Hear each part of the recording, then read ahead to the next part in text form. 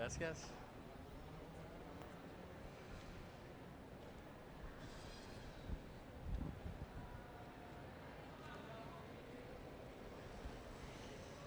Aló, aló.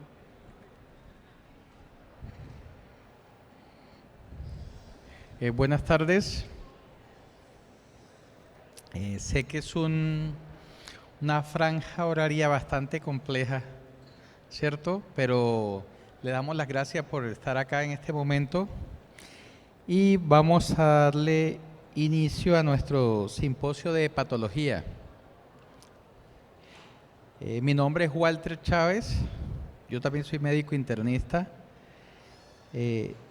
y vamos a iniciar con la doctora Sara Castiblanco, quien es médica de la Universidad de Manizales, es especialista en salud pública de la Universidad Autónoma de Manizales y es residente de tercer año de medicina interna de la Universidad Libre de Barranquilla, universidad de la que yo me siento muy orgulloso porque soy egresado de pregrado de allá de la universidad, doctora.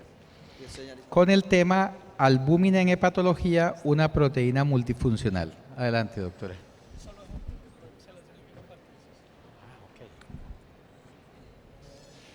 Y el doctor Luis Díaz, quien es médico especialista en medicina interna de la Universidad Libre de Barranquilla, especialista en epidemiología clínica de la Universidad Autónoma de Bucaramanga, miembro de la ACMI y de la ACP. Adelante, doctor. Muchas gracias. Gracias, bro. Señalizador, Roberto. Sí.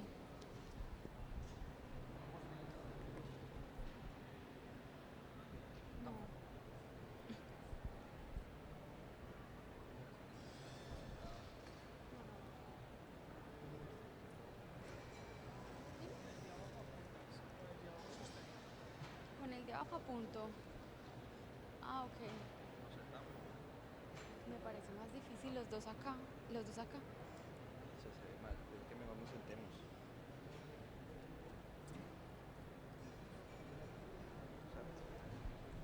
Bueno, muy buenas tardes para todos y muchísimas gracias por asistir a esta franja.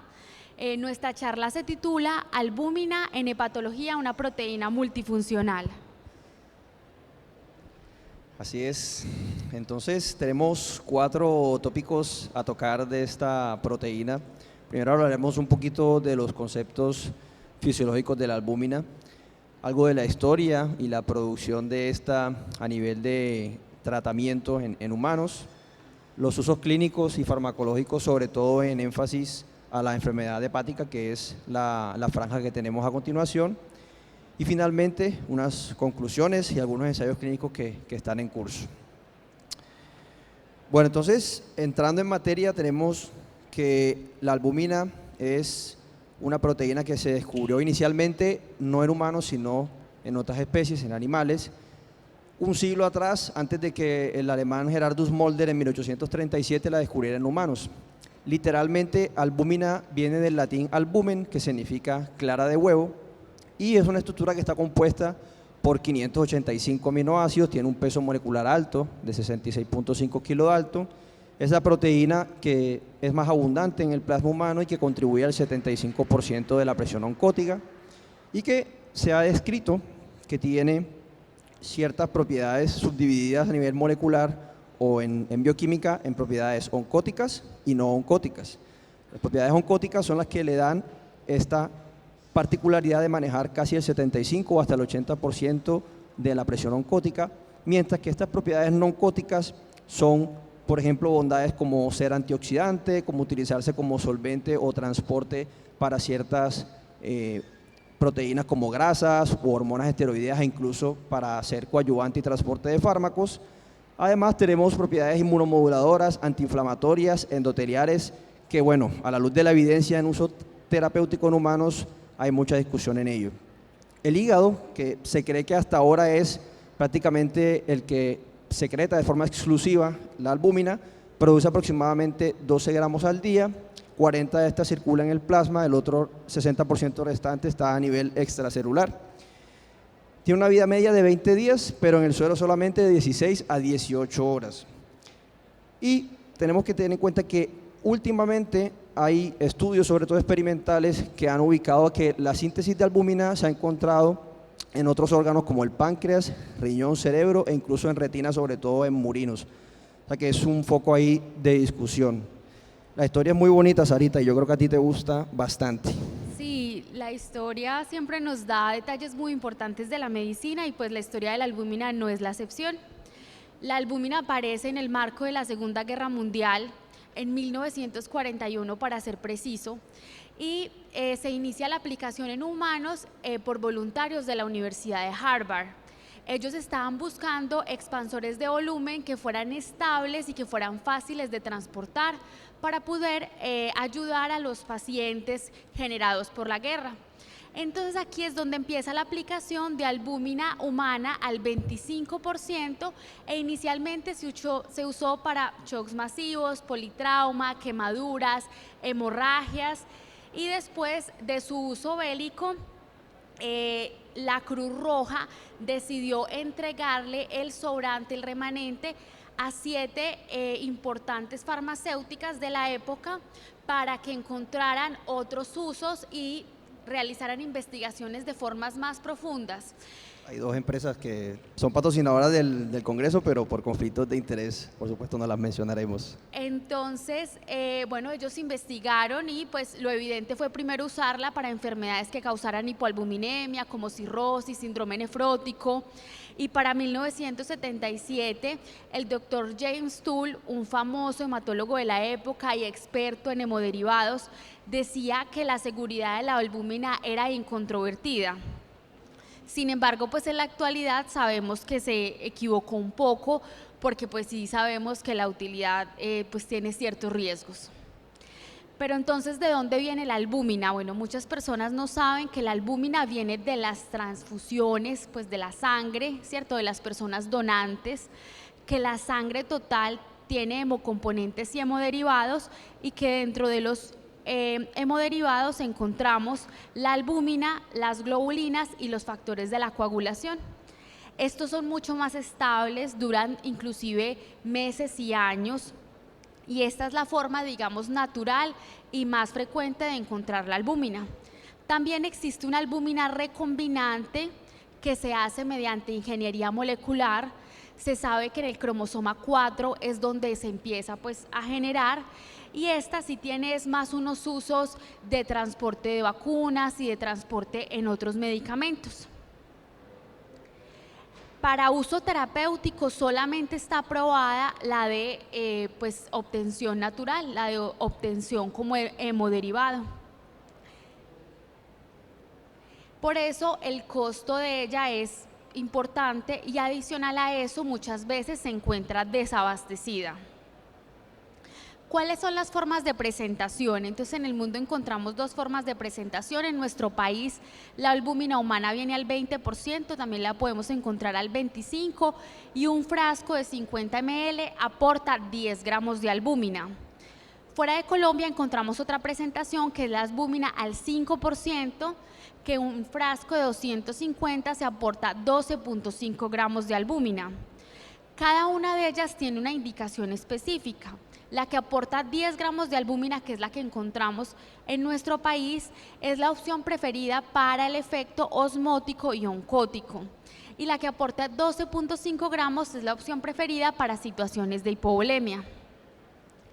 En promedio en el mundo se usan 500 toneladas al año de albúmina humana para diversas situaciones clínicas.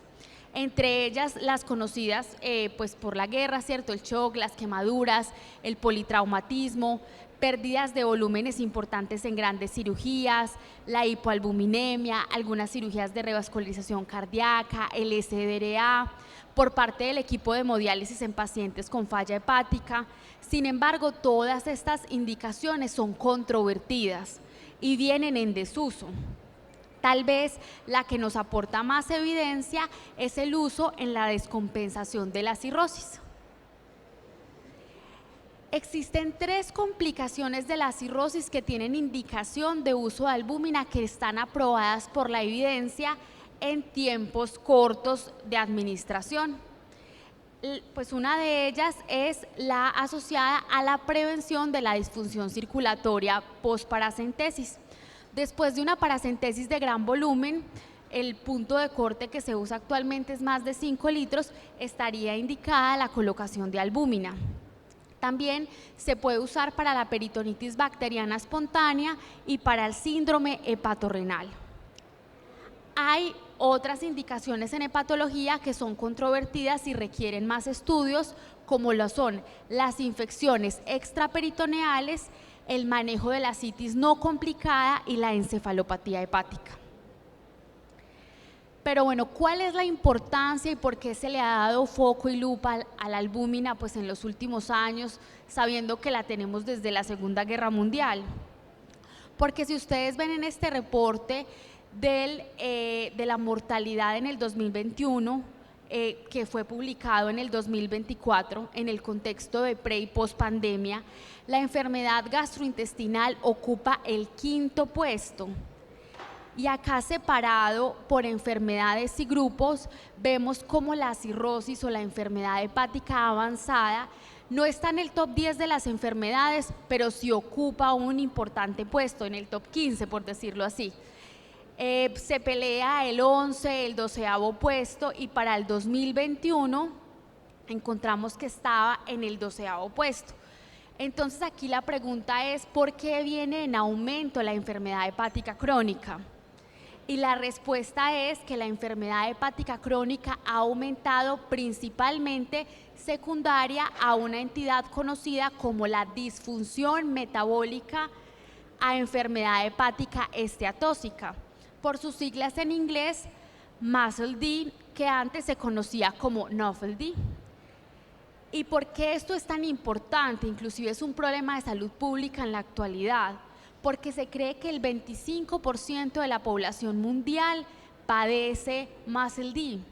Y recordemos que la enfermedad hepática crónica conduce a cirrosis y a hepatocarcinoma, que van a representar el 3.5% de la mortalidad en el mundo.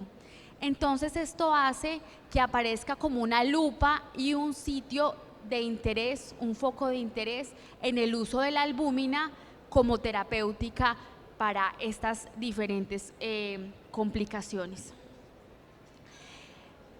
Con este conocimiento, muchas sociedades, muchas entidades han tratado de sacar nuevas guías y bueno, contamos con una guía 2024. Luis. Sí, hay bastantes guías. Esto de como muy bien has dicho, Sarita, de las enfermedades hepáticas, sobre todo por la MUSCLE-D, ha hecho que la albúmina otra vez empiece a generar evidencia y empiece a generar material que debemos analizar y que cada vez se está analizando más. Antes de esta guía del 2024 ya había una guía publicada por CHES, que era sobre todo el uso de albúmina en general hacia varias entidades, no solamente las entidades hepáticas. También hay una guía del 2023, un consenso internacional que se hizo, donde se discutieron varios puntos, pero eso hizo que la Sociedad Norteamericana de Gastroenterología, liderada por la doctora Guadalupe Sao, que es mexicana, saca esta actualización de uso de vasoactivos y de albúmina intravenosa en pacientes con descompensación debido a la cirrosis. Entonces tenemos que, como tú muy bien has dicho, una de las que más se discute y las que más evidencia se tiene y sobre todo era favorable, era el uso de albúmina, sobre todo cuando tenemos un paciente que va a requerir paracentesis y que vamos a extraer gran volumen. Ese gran volumen se marca a través de los 5 litros. Estos 5 litros, uno a veces se pregunta, ¿y por qué 5 litros? Resulta que es algo arbitrario que salió a raíz de un artículo del doctor Ginés, que también es un experto en el tema, el del Clínic del Barcelona, donde a pacientes, si bien se había determinado que uno extraía 5 litros y parecía ser seguro, no habían efectos deleterios, en un estudio que él publicó, pacientes que se les extraía 5 litros y se les suministraba albúmina versus pacientes que se les extraía 5 litros y no se les daba albúmina, esos que no recibían albúmina presentaban 20% más lesión renal aguda, que es un marcador importante de mortalidad. Entonces, ante ese estudio, se marcó como un punto a considerar el tema de la albúmina. Definitivamente la evidencia apunta más a que si sacamos más de 8 litros en la paracentesis, tenemos más riesgo de DCP e incluso, Mejor dicho, incluso algunos pacientes con menos de 5 litros pueden necesitar la terapia con albúmina si requieren o presentan síntomas de inestabilidad. Entonces, a partir de allí, todo parecía que pintaba como color de rosa para esta entidad, pero la guía hace énfasis en que salió en el 2019 esta revisión sistemática de Cochrane, donde revisaron todas las publicaciones que se habían hecho a favor del uso de expansores de plasma versus no hacerlo, en este caso la albúmina puntualmente, en pacientes con cirrosis. Y oh sorpresa, que ese metaanálisis, no sé si alcanzan a ver, comparaba el uso de albúmina versus no hacerlo. En un artículo se había usado albúmina extraída de la citis del mismo paciente, y vean que el diamante cruza la unidad, es decir, que no está a favor del uso de expansores de plasma, en este caso albúmina, para el desenlace de mortalidad por cualquier causa. Y en este otro gráfico comparan lo que sería el deterioro renal, y vean que el diamante del forest plot tampoco, mejor dicho, cruza la unidad, y eso apunta a que definitivamente el expansor de plasma, en este caso la albúmina, no estaba resultando como sí se creía que tenía la importancia en esta entidad. Entonces, ante eso, la guía textualmente dice que a pesar de que necesitamos mayor evidencia, tenemos que pensar en, a ese paciente que le extraemos 5 litros, usar de 6 a 8 gramos esta dosis basada en opinión de expertos. Vean que también la dosis es algo con evidencia todavía por discutir, a partir de los 5 litros, y esto debe hacerse al tiempo, que es algo que a veces no tenemos en cuenta. Lo hacemos después, o cuando llegue la albúmina al piso, o cuando la farmacia lo dispense, y debe ser al tiempo, según la evidencia. Incluso se está hablando de que 4 gramos por litro podría ser suficiente para estos pacientes. Entonces, sin duda, un apartado que empezó a tener más discusión. Otro apartado que definitivamente sí no se recomienda la albúmina es el uso de esta, pero para pacientes a largo plazo, para pacientes que tienen cirrosis, sobre todo cirrosis que son refractarias al manejo. Sabemos que para el manejo de esta citis, que no es complicada, que no requiere paracentesis de urgencia, el tratamiento va a ser con diuréticos y con restricción salina, ¿cierto? ¿Qué pasa? Que se ha intentado hacer estudios acá para ver si estos pacientes, la coadyuvancia de la albúmina puede mejorar esa citis. ¿Qué se ha encontrado? Que es un apartado incierto. ¿Por qué?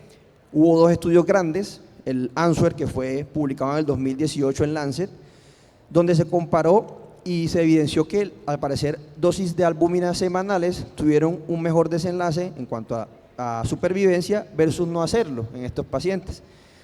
Sin embargo, para ese mismo año, un estudio mejor conformado estadísticamente y epidemiológicamente, que fue el estudio MATCH, demostró que no había ninguna diferencia entre usar albúmina o no. Entonces, en este apartado, por eso la guía dice, definitivamente no la consideres para esa citis refractaria, esté o no el paciente hospitalizado.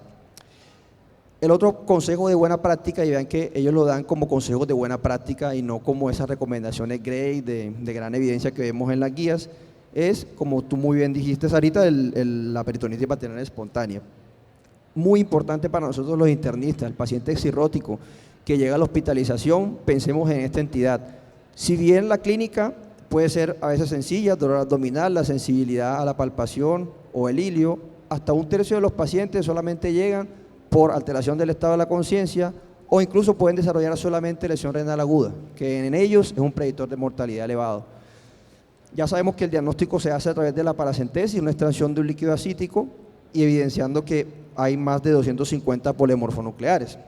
¿Qué pasó acá? Que la albúmina efectivamente sí aportaba en beneficios de supervivencia, sobre todo en 2 escenarios que ellos lo demarcan: alteración de la función renal, dada por BUN mayor de 30 o creatinina mayor de 1 miligramos sobre decilitro, o una descompensación hepática grave, que aquí llama mucho la atención, que no utilizan la albúmina ni ningún otro componente, sino la bilirrubina mayor de 4. La dosis acá fue también arbitraria, otro punto a discutir, de 1.5 gramos por kilo día en el primer día, y después de 1 gramo por kilo en el día 3. Y la otra entidad que muy bien explicaste es el síndrome hepatorenal, antes denominado síndrome hepatorenal tipo 1, ya no se habla de tipo 1 ni tipo 2. El tipo 1 era el paciente agudo y el tipo 2 era el paciente que tenía una lesión renal ya tolerada por la cirrosis. Ahora se habla de síndrome hepatorenal aquí, porque es prácticamente aquel paciente cirrótico que cumple con las definiciones de lesión renal aguda tradicional que sabemos, y además tiene que tener ciertas condiciones, aquí recordando, por ejemplo, los criterios diagnósticos: un paciente que tiene cirrosis y tiene ascitis, que desarrolla lesión renal aguda, según las normas que sabemos, y que no responde 2 días a la terapia consecutiva de plasma con un expansor de volumen, que en este caso es, de líquidos de diuréticos con un expansor de volumen, que en este caso es la albúmina. Vean que para poder acuñar al paciente como síndrome hepatorenal tenemos que usar albúmina. Y se ha visto que acá la lesión renal aguda en estos pacientes tiene muy mal pronóstico, la mortalidad puede llegar incluso al 44%, y es por esto que es una de las indicaciones que mayor impacto tiene. Este es un artículo del New England del 2021, donde se aprobó que la albúmina acompañada de terlipresina debía ser el manejo de elección para estos pacientes, que mostraba reversión del síndrome hepatorenal en el 50% de los casos y que mejoró la supervivencia con respecto al placebo para la terapia de reemplazo renal o para ese desenlace de reemplazo renal. Entonces, ya después de la retaíla y de la cháchara de los estudios, recapitulemos, Sarita. Bueno, entonces para recapitular, pues traemos un artículo muy interesante que inclusive tiene un nombre muy curioso, y es el uso de la albúmina en medicina interna, entre la eficacia y la futilidad, ¿cierto? Que es bastante curioso. Entonces, en este lado, en el lado izquierdo mío, derecho para ustedes, en rojo, podemos encontrar los usos de la albúmina a corto tiempo, semaforizado. Entonces, semaforizado en verde, ¿qué quiere decir? Siga adelante, úsela. En pacientes para la prevención de la disfunción circulatoria postparacentesis, pacientes con peritonitis bacteriana espontánea y pacientes con síndrome hepatorrenal. En rojo, o sea, no siga adelante, no la use. En otras infecciones diferentes a la infección por peritoneo, en pacientes con encefalopatía hepática y en pacientes que ingresen al hospital por otra complicación de la cirrosis hepática diferentes a las ya mencionadas. Y en amarillo, o sea, requiere más estudios o viene en desuso, el uso para resucitación en pacientes con shock séptico o para hiponatremias agudas. Esto en cuanto al uso a corto plazo. En el costado de azul, como ustedes ven, son las indicaciones que han surgido para uso de albúmina a largo plazo. Yo les mencionaba que el artículo Answer, el artículo Answer había sido una luz para esos pacientes con ascitis refractaria, que no tenían como tal indicación de paracentesis, pero que los diuréticos y la restricción salina no les ayudaban tanto, pero el estudio MATCH mejor diseñado le puso freno a esa indicación, y es por eso que en curso ya hay un estudio que se está haciendo en pacientes con ascitis refractaria y que puede arrojar luces a esta entidad, que por ahora se recomienda no uso de albúmina. Definitivamente, como tenemos en este cuadro, el uso generalizado de la albúmina no está recomendado, y definitivamente necesitamos más estudios que dependan sobre todo del país donde nos encontremos, porque ya mencionaste que la albúmina es costosa y que no siempre vamos a tener el recurso a la mano para tratar las entidades. Bueno, en este mismo artículo de el uso fútil versus el efectivo, nos hacen como esta observación, y es que estas son las formas de uso de albúmina inapropiada más frecuentes y en las cuales no lo deberíamos hacer, y son para la corrección de la hipoalbuminemia, para los pacientes con malnutrición, para las enfermedades con pérdidas importantes de proteínas como el síndrome nefrótico o las enteropatías, para pacientes con traumatismos o injuria cerebral, para pacientes con pancreatitis aguda, para pacientes con cirugía mayor o para pacientes que presenten ascitis maligna. En estos pacientes no se debería usar albúmina y es inapropiado hacerlo. Sí, entonces con ese título de proteína multifuncional ya vieron en la fisiología que sí tiene bondades, que sí se han encontrado a nivel bioquímico bondades, pero que no se traduce en los ensayos clínicos. Entonces, ya además del tema hepático, que cada vez tiene más injerencia el tema de la albúmina, quisimos traerle este cuadro de 5 artículos que están en curso, 5 ensayos clínicos que están en curso y que tienen que ver con la albúmina. Por ejemplo, el primero, aquí lastimosamente el señalizador, aquí, el efecto de albúmina en pacientes hipoalbuminémicos y que están con neumonía aquí en la comunidad es uno. Por ejemplo, el uso de albúmina en pacientes que están en shock séptico. Aquí tienen las identificaciones de la página Clinical Trial donde pueden consultar. Por ejemplo, en pacientes sometidos a cirugía cardíaca, el uso de albúmina sobre todo al 20% versus el cuidado estándar, está en curso. Uso a largo plazo, que es el que les mencionaba, que el uso a largo plazo, sobre todo para esa citis refractaria, todavía tiene un eslabón pendiente con el uso de albúmina, y aquí en este artículo podemos posiblemente obtener resultados. Y por último que habla de que la albúmina puede mejorar la recuperación en pacientes con lesión renal aguda. Entonces, con esto muchísimas gracias por la atención. Es un tópico que cada vez va creciendo y que seguramente tendremos mucho que discutir. Gracias. Gracias.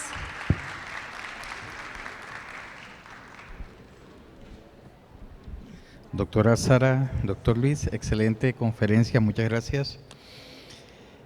A continuación nos acompaña el doctor Diego Gómez.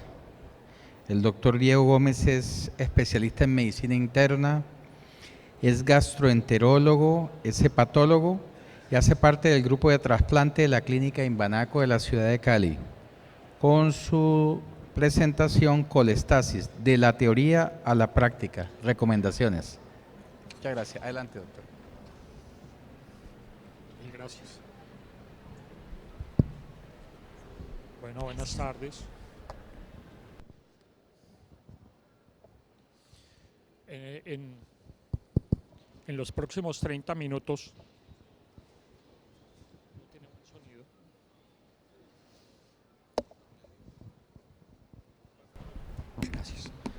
En los próximos 30 minutos les voy a hablar algunas cosas sobre colestasis realmente, y es basado en lo que hicimos un grupo de hepatólogos con la Asociación Colombiana de Hepatología, las recomendaciones para el diagnóstico y tratamiento de las enfermedades colestásicas. Este es el grupo con el que trabajé para hacer la guía, que aparte de hepatólogos son unos muy buenos amigos. Les debo colocar como primer punto los conflictos de interés y vamos a entrar. El temario realmente vamos a tener 6 puntos. El primer punto es la definición, después un poco de fisiopatología, cuáles son los exámenes en las enfermedades hepáticas y puntualmente en la colestasis, cómo es el diagnóstico de la colestasis, el tratamiento, y voy a terminar con un algoritmo diagnóstico que fue el algoritmo que propusimos en la guía. La definición: la colestasis es una condición clínica que significa una alteración en la síntesis, en la secreción o en el flujo de la bilis a través del tracto biliar en general. Esto lleva a 2 cosas: a que se acumulen sustancias tóxicas, sustancias que normalmente deberían irse por la bilis y se acumulen, y a tener deficiencia de algunos factores, especialmente de factores dependientes de la vitamina K, pero también de otros factores de vitaminas liposolubles, en especial la vitamina D. Y la colestasis, por supuesto, es uno de los motivos frecuentes en la consulta de patología. En la fisiopatología, en últimas, ¿qué significa la colestasis? Una interrupción en el proceso normal, bien sea de la producción, bien sea del transporte o bien sea de la excreción. Eso quiere decir, estamos ya pensando en si estamos dentro del hígado o estamos por fuera del hígado globalmente. Y esto puede producirse por obstrucción mecánica, por daño hepatocelular o porque tengamos disfunción en el transporte biliar. Los mecanismos fisiopatológicos, entonces, cuando pensamos por obstrucción mecánica, pensemos primero en las que son intraluminales, y el más frecuente, los cálculos, pero también puede ser por tumores o por parásitos. Y la parte de parásitos no se nos puede olvidar, porque en Colombia tenemos un buen número de regiones que tienen ascaris o que tenemos ascaridiasis y podrían producir obstrucción biliar. en enfermedades obliterantes como la colangitis esclerosante primaria o cuando hay tumores extrínsecos, principalmente tumor de páncreas, que nos comprimen la vía biliar. Todo esto conduce en últimas a que la bilis se acumule en el hígado, en los tejidos, y que vayamos a tener en últimas ictericia, pero la ictericia no es el diagnóstico de la colestasis y las bilirrubinas no son lo más importante en el diagnóstico de la colestasis. Por daño hepatocelular pueden ser por muchas causas. Las infecciones, la hepatitis A tiene una buena posibilidad de producir colestasis. Las toxinas, los medicamentos, acuérdense que tenemos una cantidad de medicamentos que pueden ser hepatotóxicos, y las enfermedades hepáticas crónicas en general. Esto interfiere en general en la capacidad del hígado para producir y para secretar la bilis adecuadamente. Y en las alteraciones del transporte, la mayoría de las veces debemos pensar en enfermedades genéticas y puntualmente la colestasis intrafamiliar intrahepática, que es poco frecuente, pero la vemos ocasionalmente, y esto provoca acumulación de componentes biliares en el torrente sanguíneo y por supuesto que se acumulen en los tejidos y nos produzcan exacerbación de la colestasis y de múltiples síntomas.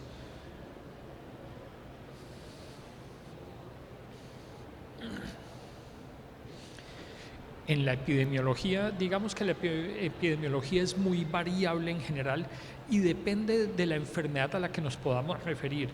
Puede ser tan frecuente como el hígado graso, 25 a 30% de la población adulta en el mundo tiene hígado graso.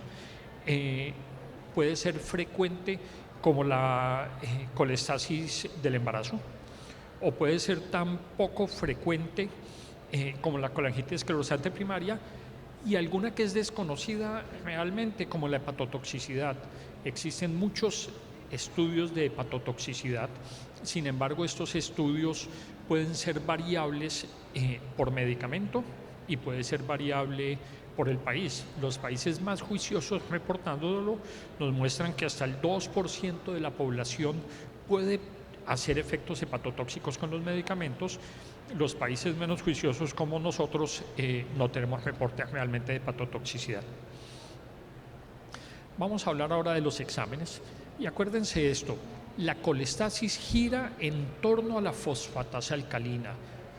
Todo algoritmo diagnóstico que vaya a hablar de colestasis nos tiene que hablar primero de la fosfatasa alcalina, porque de ahí arranca el diagnóstico o de ahí arranca el algoritmo, no de las bilirrubinas. No todo paciente ictérico tiene colestasis, pero todo paciente que tiene una fosfatasa alcalina por encima de 1.5, y ahora lo vamos a hablar más detalladamente, tenemos que pensar en colestasis. Esquemáticamente las pruebas hepáticas las deberíamos dividir en 2 o en 3. Uno, los exámenes que nos hablan de lesión hepatocelular o citolisis. 2, los exámenes que nos hablan del metabolismo de la bilirrubina y la colestasis, y 3, los exámenes que nos hablan de la síntesis hepática. Los que nos hablan de la lesión hepatocelular son las transaminasas, y las transaminasas son 2, la AST y ALT. La denominación internacional actual es esta, no GOT y GPT, es AST y ALT, y lo tenemos claro. Acuérdense que la AST es algo menos específica, y es algo menos específica porque la encontramos más frecuente en algunos otros órganos, pero hasta 1971 la AST era considerada dentro del diagnóstico del infarto agudo de miocardio. Solo después del 71-72 que aparecieron otras pruebas, la AST realmente se dejó de usar. La ALT es más específica, pueden estar elevadas por muchas cosas. Cuando está por más de 400 mililitros, unidades internacionales, debemos pensar en hepatitis viral aguda. Cuando está menos de 300, en hepatitis alcohólica, y podemos pensar en muchas otras cosas. Y también es importante que cuando vemos la relación AST-ALT 2:1, algunos artículos hablan de 1.5:1, debemos pensar en alcohol. En la colestasis debemos pensar en la fosfatasa alcalina. La gamma-glutamil solo es para corroborar que esa fosfatasa alcalina sea hepática. No tiene en general una utilidad más grande. Cada vez nos llegan a los hepatólogos pacientes con gamma-glutamil aislada elevada para que los estudiemos. La gamma-glutamil globalmente no tiene ninguna indicación diferente a saber si la fosfatasa alcalina es hepática o no. En la fosfatasa alcalina, acuérdense, no solo está en el hígado, también está en el hueso, en el riñón, en la placenta, pero siempre queremos diferenciar si esa fosfatasa alcalina globalmente o es del hueso o es hepática. La forma de diferenciarlo es la gamma-glutamil, como les decía. Puede ser elevada, por supuesto, en la colestasis, en las enfermedades óseas, en daño renal. Es necesario hacer la gamma-glutamil solo cuando tengo dudas, y consideramos que cuando es por encima de 1.5 veces su valor, debemos hablar de colestasis. Y esto es importante, no decimos un valor estándar, porque depende del laboratorio. Hay laboratorios que el corte es 104, 108, pero hay laboratorios incluso que tienen corte de 250, 254, 258. Entonces lo debemos valorar es de acuerdo al valor, el valor del corte del laboratorio. Las bilirrubinas, las bilirrubinas no son hepáticas realmente. Las bilirrubinas hacen parte del catabolismo de la hemoglobina. Son buenas como prueba de excreción hepática, pero el hígado lo que hace es conjugarlas. ¿Eso qué quiere decir? En últimas, la bilirrubina indirecta yo siempre la debo considerar prehepática, buscar otras causas, hemólisis y otras causas, y solo cuando llegan al hígado y se conjugan es cuando debo pensar que son hepáticas, que son las que llamamos directas. Y en ese sentido, cuando yo tengo elevadas las bilirrubinas directas con una fosfatasa alcalina elevada, es que pienso en colestasis. La albúmina, que escuchamos una excelente charla del tema. La albúmina ciertamente es la principal proteína producida por el hígado, pero no la única. El hígado produce una cantidad de proteínas importante. Es, entre otras cosas, responsable de mantener la presión oncótica, pero también nos ayuda a transportar una cantidad de sustancias en el torrente sanguíneo. Su disminución nos debe hacer pensar en enfermedad hepática crónica. Sin embargo, acuérdense que en el metabolismo de la albúmina, la prealbúmina hace parte de los reactantes de fase aguda. Entonces, cuando estamos en prealbúmina, tengo una infección, tengo un estado inflamatorio prolongado, todo se me está quedando en prealbúmina y no me llega albúmina, y la podría tener baja sin tener una enfermedad hepática. Pero la desnutrición también nos puede producir albúmina baja, entonces también tengo que estar pendiente de estas cosas. El tiempo de protrombina. El tiempo de protrombina, en últimas, nos evalúa es la síntesis de los factores de coagulación dependientes de vitamina K. Sin embargo, es un buen examen para ver la función hepática. El que uno quisiera tener siempre es el factor 5. Sin embargo, en nuestra realidad colombiana son pocas las instituciones que si yo pido hoy un factor 5, en 1 o 2 horas me tienen la respuesta. Lo habitual es que yo pido el factor 5 y tengo la respuesta en 1 semana, porque no lo montan todos los días, es costoso, no se pide frecuentemente. Entonces terminamos muy adecuadamente con el tiempo de protrombina. Acuérdense que cuando lo tengo prolongado debo pensar en hacer prueba terapéutica con vitamina K. La prueba terapéutica estándar dice que debo colocar 10 miligramos, una dosis de 10 miligramos endovenosa, y mirar el tiempo de protrombina a las 8 horas. Con esto debería poderse haber corregido cerca de un 50%. Si esto sucede, yo digo, no, el tema era por deficiencia de vitamina K, por problemas absortivos, por colestasis prolongada, pero no estamos ante una falla. Cuando no se corrige, debemos pensar en que estamos con una enfermedad hepática crónica. En general existen 2 grandes patrones de lesión hepática. El hepatocelular, que es medida con transaminasas, como se los dije, y la colestásica, que es medida con la fosfatasa alcalina y la gamma-glutamil para confirmarla. Esos son los 2 patrones. Por supuesto, hay patrones que se combinan, pero globalmente son los 2 patrones que nos interesan. En imágenes tenemos 3 imágenes más frecuentemente tomadas: la ecografía abdominal, el TAC y la resonancia, y la colangiografía endoscópica y la econdoscopia ahora. La ecografía abdominal en general debemos considerar la de primera elección. No debemos pasar a otra imagen, a TAC, a resonancia o en adelante, sin tener una ecografía, y estoy pensando en colestasis. Es muy buena para descartar el tema obstructivo, con una sensibilidad entre el 70 y el 95 y una especificidad del 70-90%. ¿Qué ventajas tiene? No es invasiva, es rápida, es asequible. Muchos de nuestros centros solamente tienen ecografía, no tienen TAC menos resonancia. Entonces, en ese sentido, es el primer examen que debemos hacer. El TAC abdominal ciertamente es mejor, tiene una mejor visión de la anatomía, una mejor visión de los conductos biliares, tiene mejor sensibilidad y mejor especificidad, como ven. Nos sirve más que la ecografía para estudiar la pancreatitis, para masas, para abscesos. Sin embargo, acuérdense que utiliza radiación, uno, y que habitualmente lo debemos hacer con contraste, y esto nos limita no solo el acceso, sino el poderla usar frecuentemente. La resonancia, y puntualmente la colangioresonancia, pues es el mejor examen para visualizar los conductos biliares y pancreáticos. Permite la detección de cálculos más pequeños de lo que permite el TAC, y además me permite ver estenosis. Es la mejor forma de hacer el diagnóstico de colangitis esclerosante primaria, por ejemplo, y otras anomalías. Tiene muy buena sensibilidad y muy buena especificidad, pero son pocos los equipos que tenemos en Colombia realmente para la población.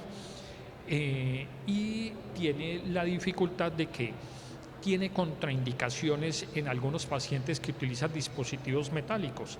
Y estoy pensando en los marcapasos, aunque los marcapasos nuevos, estoy hablando de los últimos 7 u 8 años, ya pueden ser utilizados en resonancia.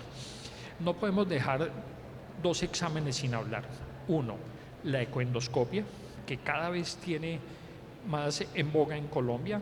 Hace 20 años teníamos 2 personas entrenadas en ecoendoscopia en el país, las 2 estaban en Bogotá, y hemos venido aumentando, y ahora la mayoría de ciudades tienen 4 o 5 gastroenterólogos que hacen ecoendoscopia muy adecuadamente, y la debemos tener en cuenta porque nos permite ver muy bien la vía biliar. Y lo otro, la colangiografía endoscópica, la cual es importante. Hasta el año 2000 la considerábamos importante incluso en el diagnóstico. Después del 2000, con unos artículos que salieron en New England Journal donde mostraban realmente la morbimortalidad, ya sabemos que en el tema diagnóstico no la debemos utilizar. La colangiografía endoscópica tiene morbilidad y tiene mortalidad, y es claro que no la debemos utilizar sino para terapéutica. Ese no es el algoritmo completo, ese lo vamos a estudiar al final, pero para tener claro el diagnóstico deben tener claro que la fosfatasa alcalina elevada más de 1.5 veces es lo que nos hace pensar en colestasis. Si yo tengo fosfatasa alcalina elevada y necesito confirmar si esto es hepático o no, hago una gamma glutamil. Si la gamma glutamil es elevada, yo digo es hepático y ya, y sigo, y hago bilirrubinas. Una buena historia clínica, un buen examen físico, tengo que buscar ictericia, si el paciente tiene signos de rascado, tiene prurito, dolor abdominal, si está con coluria y acolia, que me hace pensar en obstrucción, si tiene consumo de alcohol, si tiene consumo de medicamentos, y se nos olvida con frecuencia preguntar los medicamentos en forma insistente y pensar en el consumo de sustancias herbales, que son causa frecuente de enfermedad hepática y de colestasis. Y pues si tiene otras enfermedades, incluyendo enfermedades autoinmunes. Después de esto, el siguiente paso es la ecografía abdominal. Si la ecografía abdominal está dilatada, yo digo, oiga, esto es extrahepático. Si la vía biliar es normal, yo digo es intrahepático y me voy hacia otro lado.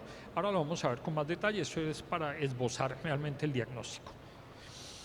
Cuando es intrahepática, la debo considerar bien sea que sea hepatocelular o colangiocelular. La hepatocelular es producida por muchas cosas, piensen en medicamentos, sepsis. Muy frecuentemente nos llaman de las unidades de cuidado intensivo a decirnos, oiga, ese paciente es amarillo. Y vamos a ver, y ciertamente tiene una colestasis asociada a sepsis o un hígado de sepsis, hígado de shock, que se presenta muy frecuentemente con colestasis. La nutrición parenteral, que se nos olvida, hace parte de los medicamentos o de las sustancias que utilizamos y pueden producir colestasis. el alcohol, tumores, carcinoma renal, enfermedades infiltrativas, y en el otro lado, muy importante, la colangitis biliar primaria, que antes la llamábamos cirrosis biliar primaria. Se le quitó, gracias a Dios, el nombre de cirrosis porque ya no encontramos todos los pacientes cirróticos muchas veces, y es lo que quisiéramos siempre, es encontrarlos antes de que llegue a cirrosis, porque tenemos actividades que hacer en estos pacientes para que no lleguen a cirrosis. La colangitis esclerosante primaria, la colangiopatía por IG4, y no me puedo quedar de la lista sin mencionarles la colangiopatía secundaria. Y en la colangiopatía secundaria, acuérdense, la colangiopatía post-COVID, que está en el mundo, que tenemos casos descritos desde hace un buen tiempo.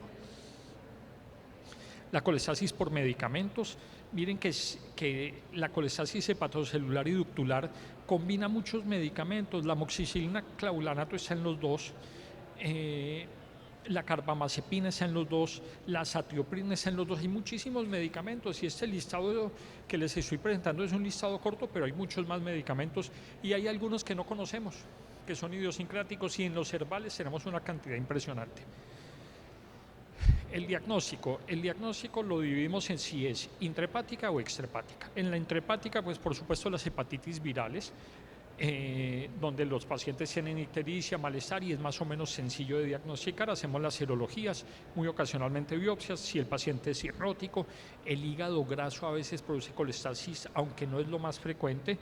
Enfermedades metabólicas como la enfermedad de Wilson o la hemocromatosis, los medicamentos, las toxinas, la colestasis autoinmune como la colangitis biliar primaria o la colangitis esclerosante primaria, o la sobreposición de ellos, los síndromes colestásicos hereditarios, que también los debemos tener en mente. Acuérdense que lo que no tenemos en mente no tenemos cómo diagnosticarlo, entonces los debemos tener en mente siempre. Y en las colestasis extrahepáticas habitualmente debemos pensar en obstrucción, en cálculos, en estenosis, tumores de la vía biliar, pancreatitis crónica, cáncer, y el cáncer de páncreas, acuérdese que puede producir compresión muy frecuentemente y llevarnos a colestasis. Y los parásitos, nunca se les olvide la ascaridiasis. La ascaridiasis es frecuente en Colombia. Los que hacemos colangioendoscópica, al menos un par de veces al año tenemos que sacar una ascaris de la vía biliar. El tratamiento, lo primero en la conducta del tratamiento es que si yo conozco la patología de base, tengo cómo tratarla, pero si no la conozco, entonces no tengo cómo tratarla. Entonces la primera parte del tratamiento es intentar saber qué es lo que tiene el paciente. Si está obstruido, por supuesto, desobstruirlo en caso de las patologías obstructivas, y en los casos que no son obstructivos, y esto es importante, el ácido ursodeoxicólico lo debemos tener ahí. Es un medicamento que tempranamente lo debemos empezar a utilizar en la colestasis cuando el tema no es obstructivo. En la colangitis biliar primaria, por supuesto, y hay estudios lo suficientemente grandes para hablar de ellos.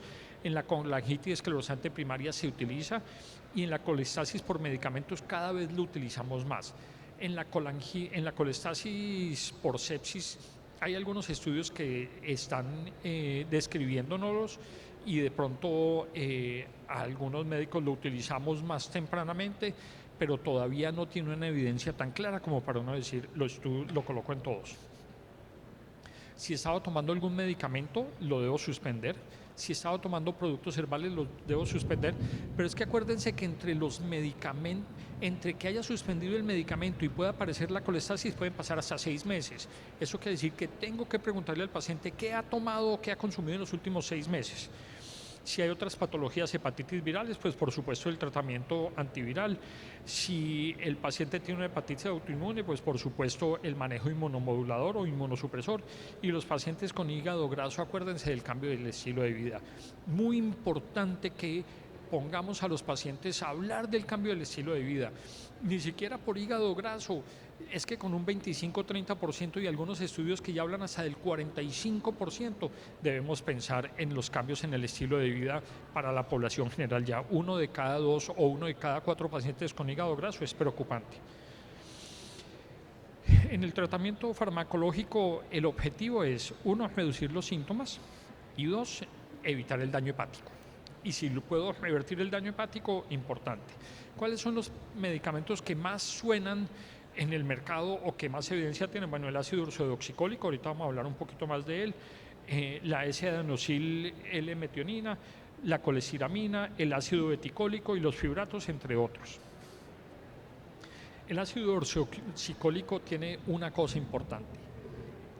Es el primer medicamento que demostró que tenía un cambio en la evolución de la colangitis biliar primaria. Y es el medicamento indicado en la colangitis biliar primaria siempre. Se utiliza para tratar colestasis debido a muchas otras cosas y es porque tiene unas propiedades hidrofílicas, citoprotectoras y no citotóxica, y eso es muy importante. Y lo que hace es sustituir los ácidos biliares tóxicos con efecto detergente. En últimas, me promueve la secreción de la bilis y regula el sistema inmunitario, y es un medicamento que realmente es valioso en la colestasis. Puede controlar exitosamente la mayoría de las veces los síntomas de la colangitis biliar primaria y de la colangitis esclerosante primaria. Es importante en la colestasis del embarazo. Es adecuada en la fibrosis quística, en la colestasis post-trasplante hepático la utilizamos, y la colestasis inducida por fármacos, al igual que el síndrome de Alagille, que es raro, pero tenemos algunos pacientes. La dosis habitual es de 10 a 15 miligramos por kilo día. Sin embargo, uno podría aumentar la dosis a 20 o 25 miligramos en la fibrosis quística, y hay estudios hasta de 45 miligramos por kilo para utilizar en Alagille o en la enfermedad de Baylor. La adenosilmetionina puede utilizarse para tratar la colestasis gravídica y la inducida por fármacos. Sin embargo, la evidencia no es alta y tiene una dificultad, sobre todo intrahospitalariamente. Ese es un medicamento natural e intrahospitalariamente es bien difícil de conseguir, pero además, pues, por supuesto, el nivel de evidencia es bajo. La coleciramina es una resina de intercambio iónico, yo creo que todos la hemos manejado. Combina los ácidos biliares en el intestino, y esto es importante. El utilizarla aumenta la excreción viral entre 3 o 4 veces por encima del valor normal. La dosis de 12 a 16 gramos es muy útil para el control del prurito, pero esto es importante, debe ser administrada lejos de cualquier otro medicamento. Lo que dice la literatura habitualmente es de una hora antes o 2 horas después. Sin embargo, hay algunas guías que dicen mínimo 4 horas antes de otro medicamento, porque la coleciramina atrapa los otros medicamentos en la luz intestinal y evita que se absorban. Entonces yo le pongo coleciramina, le pongo ácido ortodoxicólico, no estoy haciendo nada si se lo estoy dando al tiempo, porque el ácido ortodoxicólico no está funcionando porque no se está absorbiendo. El ácido beticólico, nuevo más o menos, no lo tenemos en Colombia, es un agonista del receptor farnesoide X, inhibe la expresión del citocromo 7A, el citocromo P450 y la síntesis de ácidos biliares. Se considera que su uso es en los pacientes con colangitis biliar primaria que no respondieron al ácido ursodeoxicólico. La dosis, como dice ahí, 5 a 10 miligramos día. Debe evitarse en los pacientes con enfermedad hepática descompensada. 2 cosas: no está disponible en Colombia, y el 7 de julio la entidad que regula los medicamentos en Europa recomendó que fuera retirada del mercado, al menos en Europa. Y es una publicación muy seria que sacaron, donde, según los estudios que ellos evaluaron, no es superior al placebo en la colangitis biliar primaria. Los fibratos, digamos que los fibratos en el manejo de la colestasis uno lo debe considerar off-label, no está dentro de las indicaciones globales de los fibratos. Los fibratos reducen la síntesis de ácidos biliares al inhibir la expresión del ácido biliar sintasa. Además, puede aumentar la excreción biliar. La dosis, los estudios realmente están hechos con bezafibrato. En Colombia no tenemos bezafibrato, pero pareciera ser que el fenofibrato también nos sirve a dosis de 160 a 200 miligramos día. El tratamiento del prurito, que es importante tenerlo por aparte. El tratamiento del prurito, pues la coleciramina como resina de intercambio iónico, la rifampicina la podemos utilizar cuando la coleciramina no nos ha servido, el benzafibrato o el fenofibrato, la naloxona también la hemos utilizado, y la sertralina uno la puede utilizar y la puede ir aumentando y les funciona realmente a los pacientes. Ya llegamos a lo último, que es el algoritmo. Este fue el algoritmo que nosotros colocamos en las guías que ustedes tienen en la mano. El algoritmo lo dividimos en 5 pasos. En la siguiente diapositiva está el quinto paso. El primer paso, la fosfatasa alcalina, como les había dicho, elevada a más de 1.5 veces, confirmada con la gamma-glutamil cuando lo necesitamos, hacer una buena historia clínica, los antecedentes clínicos del paciente, el examen físico, los exámenes de sangre iniciales y hacer una imagen. La imagen es una ecografía, y si la ecografía no es suficiente, una colangioresonancia, una econdoscopia y vemos. Si las imágenes son normales, debo pensar en enfermedad autoinmune, hago antimitocondria, hago ANAS, IgG4 y ocasionalmente el SP100 G220, G210, perdón, que no es tan frecuente y es difícil de conseguir quien lo haga. Si estos son positivos, ya tengo el diagnóstico y ya.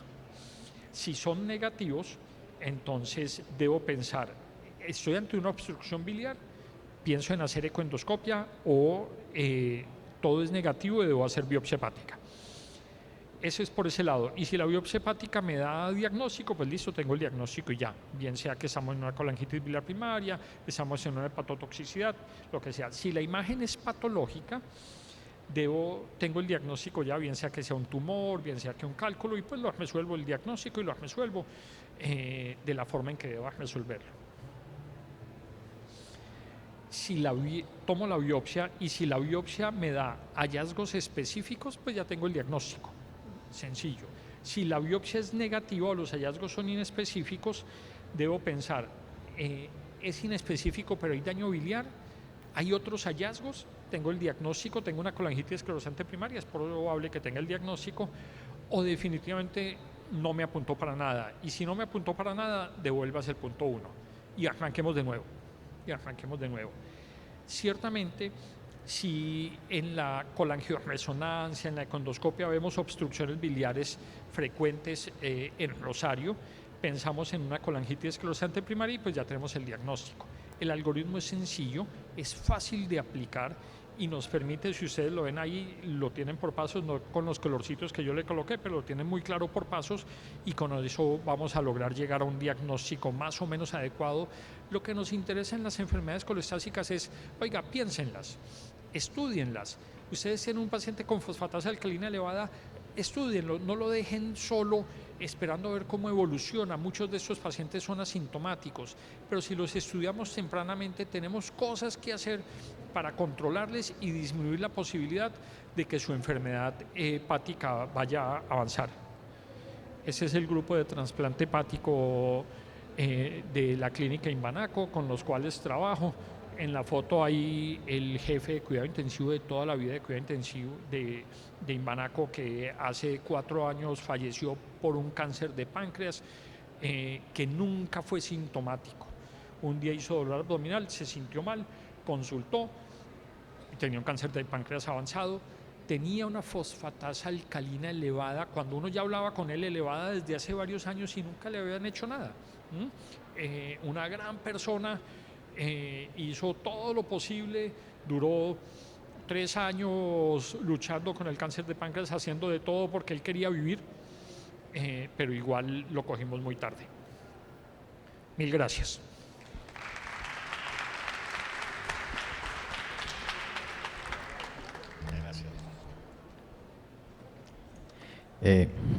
Muchas gracias, doctor Diego, por su excelente presentación.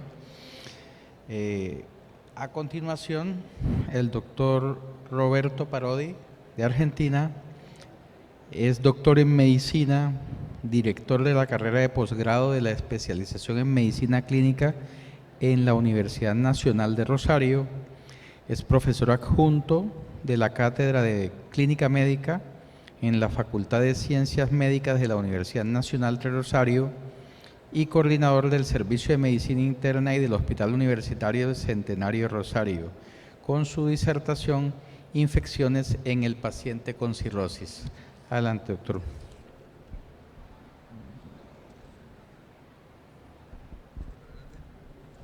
Hacia adelante, hacia atrás.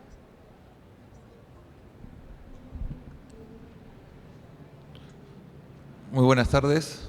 Desde ya quiero agradecer al doctor José Javier Arango por la invitación que nos hizo y es un gusto estar acá, mi primera vez en ACMI, pero no sea la última, ustedes dirán después de la charla. y creo que deben estar muy orgullosos por el congreso que tiene. Es impactante. Pocos congresos creo que en Latinoamérica tienen semejante convocatoria.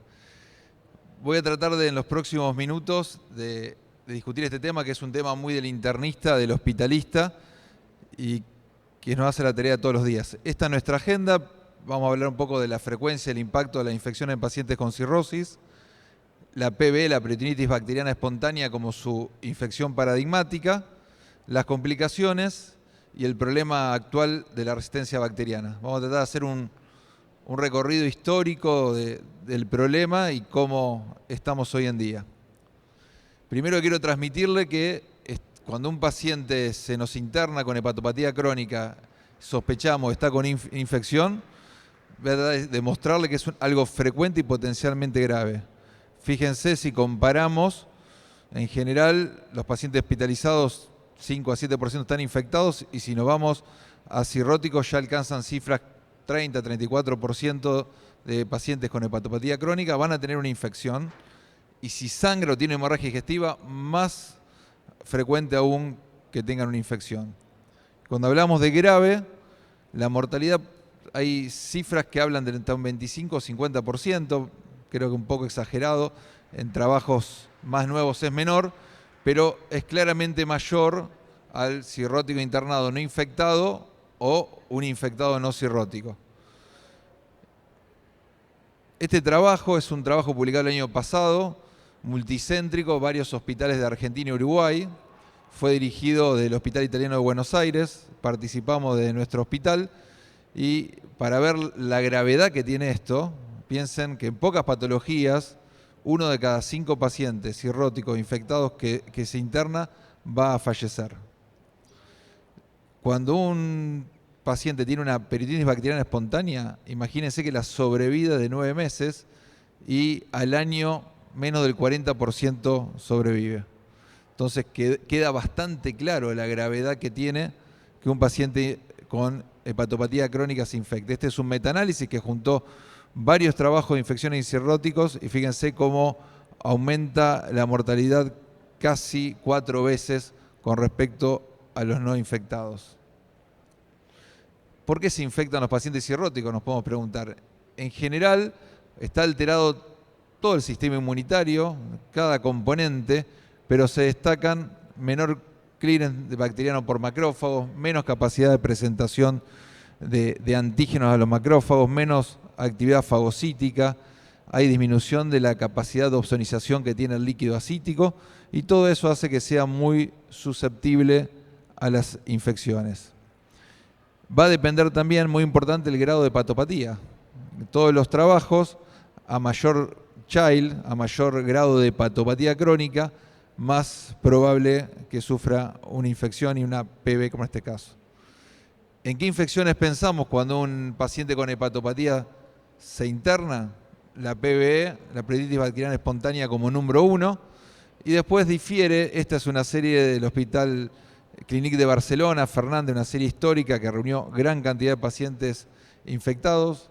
Seguía la infección urinaria, neumonías y después bacteriemias, ya sea espontánea o asociada a procedimientos. Esta serie de nuestro hospital, similar, la PB número 1, la infección urinaria número 2, pero a diferencia de la serie de Fernández encontrábamos casi un 14% de infección de piel y partes blandas, y nos preguntamos a qué difiere estas características. Años después aparece este trabajo de Italia, que es Salvatore Piano, también, que reúne gran cantidad de infecciones incirróticos, y aparecen ahí la celulitis en un 8%, siempre PB, infecciones urinarias como más frecuentes. Y en este trabajo multicéntrico del año pasado de Argentina y Uruguay, aparecen nuevamente la PB como la más frecuente, infección urinaria y neumonías, pero también las infecciones de piel y partes blandas casi en un 11%, que es un poco también lo que vemos a diario. Entonces, ¿qué buscamos? PB, neumonías, infecciones urinarias, bacteriemias, infección de piel y partes blandas. Clínicamente a veces es bastante complejo esto de diagnosticar la infección en pacientes cirróticos. Hay muchos factores que de alguna manera nos pueden alterar el diagnóstico. Podemos estar sobrediagnosticando infecciones por algunas características de estos pacientes, o a veces esperar que tengan algunas manifestaciones clínicas o de laboratorio no la van a tener. Fíjense, hay un porcentaje de que no están infectados y no van a hacer respuesta inflamatoria, y inverso también, pacientes que tienen taquicardia, algo de hipotensión por su hemodinamia y no están infectados. La hepatitis alcohólica puede generar fiebre, puede generar leucocitosis. Si el paciente viene con beta bloqueantes por varices esofágicas, no va a hacer respuesta taquicardia. Los rescates bacteriológicos son bajos y sabemos que la infección más frecuente, que dijimos la PB, puede ser asintomática. Vuelvo al trabajo del año pasado. La mayoría de los pacientes infectados tenían leucocitos normales. Solo 1 de cada 3 hacía respuesta inflamatoria y solo 1 de cada 4 tenía criterios Q-SOFA al momento de la infección. Es decir, que varias cuestiones clínicas que nos pueden hacernos equivocar, pensar que está infectado y no lo está, o al revés. Vamos a dedicarle algunos minutos a la infección paradigmática, prototípica de los pacientes con cirrosis, que es la peritonitis bacteriana espontánea. Los que recuerdan en el transcurso de muchos años interpretar por qué hacían peritonitis bacteriana estos pacientes, se tenía en cuenta como mecanismo clave la translocación bacteriana. Durante años se pensó que era sobrecrecimiento bacteriano, hipertensión portal, alteraciones estructurales de esa pared intestinal que estaba dematizada y que los gérmenes pasaban directo del intestino al líquido acítico. Se supuso durante muchos años. Nuevas evidencias que fueron apareciendo, ya se veía que iban por vía porta mesentérica, llegaban a un hígado que no tenían sistema retículo endotelial, un hígado enfermo, sin celos de Bonhoeffer, había ya portosistémicos y lo que pasaba era bacteriemias y después siembra en un líquido acítico con poca capacidad de combatir esas infecciones. Y ahí coloniza el líquido acítico y aparece nuestra infección prototípica, que es la peritonitis bacteriana espontánea. Esto cambió también, cuando dijimos hacer un recorrido histórico durante los años, la mortalidad y las complicaciones que tenían los pacientes con PB. Si uno tiene mínima sospecha o llega un paciente con ascitis a la consulta, no damos mucha vuelta y le hacemos una paracentesis para intentar diagnosticarlo. Esa premura para hacer una paracentesis y un diagnóstico temprano cambia claramente el pronóstico. Fíjense cómo aumenta la mortalidad comparando los que fueron diagnosticados antes de las 12 horas o entre 12 y 72 horas, y cómo va aumentando la mortalidad a medida que pasamos la hora o retrasamos el diagnóstico. De alguna manera, el mensaje es: hay que ser un poco mano larga, meter la aguja y extraer líquido y analizarlo. Paciente que ingresa al hospital con ascitis, si viene con el cuadro típico de dolor abdominal, fiebre, algo de hilio, nadie va a tener duda.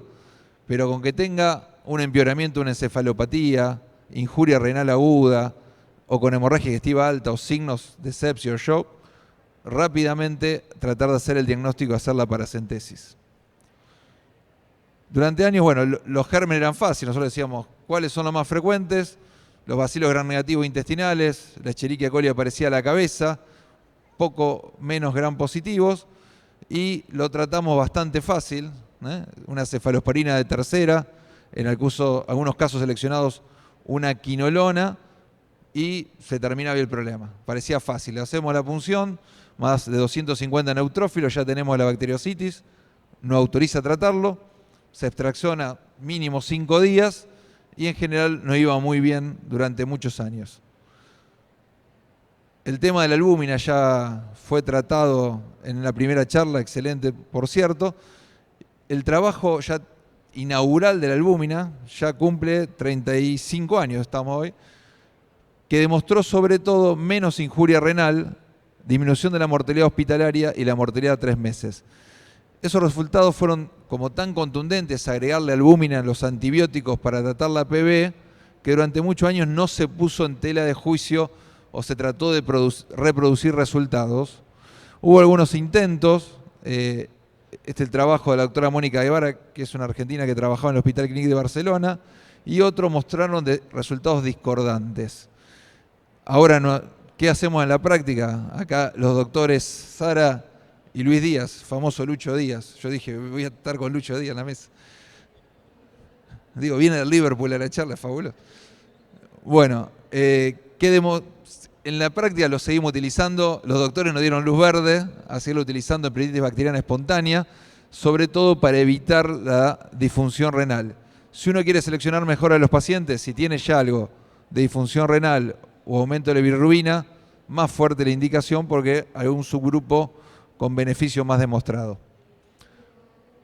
Otra práctica habitual es, vamos a repunzarlo en 48 horas de los pacientes para ver si estamos teniendo éxito. Esto es más basado en la práctica que en evidencias. No hay demasiados trabajos que diga que es obligatorio repunzar al paciente, pero no estaría mal si vemos que sigue con algún síntoma, con fiebre, y si no hay una disminución de los polimorfonucleares, podemos empezar a pensar en que nuestro tratamiento está fallando. Otro escenario, la profilaxis en PV. Dijimos tratamiento, ¿por qué plantearnos profilaxis? Cumple dos criterios fundamentales. Le dije que tenía mucho impacto. Hablamos de sobrevida 9 meses, era muy escasa, al año 38%, y la probabilidad de que quien hizo una PV recurra y haga una nueva peritonitis bacteriana espontánea, al año es cercana al 70%. Entonces yo tengo amplias chances de que me vuelva la infección y sé que si se vuelve a infectar tiene un alto impacto, tengo el escenario para establecer una profilaxis. También, mucha de la evidencia en hepatología, el hospital, diría, modelo de esto, el Hospital Clínic de Barcelona y su servicio de hepatología, donde surgió casi gran parte de la evidencia de lo que hacemos con los pacientes con cirrosis.